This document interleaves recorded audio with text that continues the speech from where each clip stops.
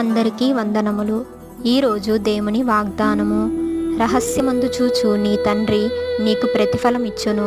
మత్తయి సువార్త 6వ అధ్యాయము 6వ వచనము.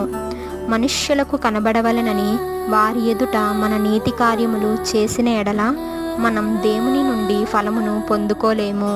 మనం ధర్మం చేయునప్పుడు కుడి చెయ్యి చేయునది ఎడమ చేతికి తెలియకుండా చేయవలెను.